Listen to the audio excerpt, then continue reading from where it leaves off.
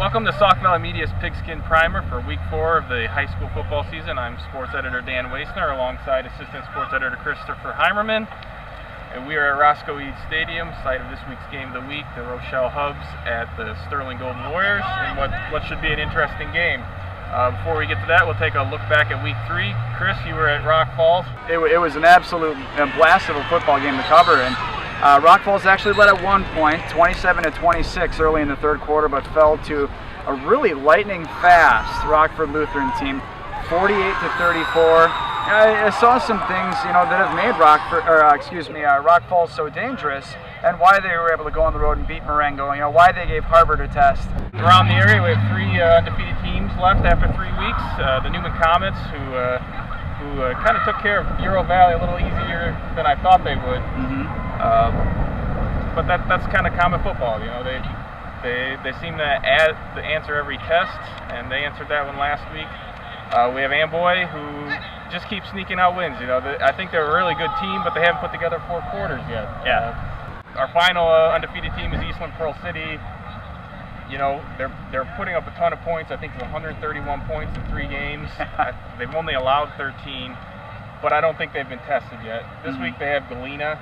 Galena traditionally is a little bit stronger program. They're 1-2 this year, but I think EPC will get tested. I think they'll win, but they'll get tested. Warriors are coming off, a 42-0 loss to Kaneland. It's a rare drubbing for the Warriors.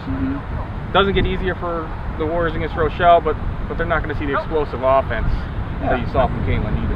I like Sterling to make this a very close game this weekend, but I think that Rochelle's going to have just enough to come here to Roscoe Eads and pick up a 27-24 victory. Traditionally these teams just haven't played each other that much, which seems weird because they're so close. But once Rochelle left the NCIC in the early 80s, you didn't see them until the playoffs. The Hubs came up here sometime there in the 2000s, and Sterling had a 9-0 team, a team that looked like they could make a run to Champaign, and the Hubs beat them in the first round of the playoffs, a 5-4 team. I don't think too many Sterling people have forgot that. They'd like to. I don't know. I think on the home field, Sterling might squeak this out, 20-18. But I could also see it going the other way, but it's going to be close. Don't forget that to check out the video from this game of highlights, interviews. It'll be up Saturday morning after you read the section, check out the video, see the things we didn't get in the game stories. And we'll send it back to the boys in the office who will talk about some of the other big games this week. See you guys at the games. This is Ty Reynolds, sports writer at Sauk Valley Media. They're previewing this week's Dixon-Morris football game at A.C. Bowers Field. Morris comes in after outscoring their first 3 opponents 72-19. They're coming in off a 43-0 shutout of Geneseo last week. They have 4 100-yard rushers, and Zach Cinnamon at quarterback has run for and passed for over 100 yards. Defensively, they have 12 sacks in 3 games, as well as 4 interceptions and 4 fumble recoveries. On the flip side, Dixon has been outscored 112-55. Had a close, heartbreaking loss in Week 1 and has since been on the short end of a couple of lopsided losses. They have 1 100-yard rusher in John Worley, but he is out for the year. Dixon is averaging 147 passing yards per game and 62 rush yards per game. I think Morris offensively will be able to move the ball. Defensively, Dixon should be able to move the ball a little bit on Morris, but I think Morris will eventually get stops. I think Morris will win the game. I think it will be 42-7. Hey everybody, this is Larry Brennan, Sauk Valley Media sports writer, taking a look at the Newman at Fulton Friday night contest at 7:30 at Fulton High School. This year Newman is 3-0 and ranked 2nd in Class 3A. Fulton is off to a 1-2 start. Newman's 3 victories. They opened with the 27-6 over St. Bede, beat Morrison 10-7, and last week beat Bureau Valley 30-14. Fulton opened with a 25-22 loss at Erie Prophetstown.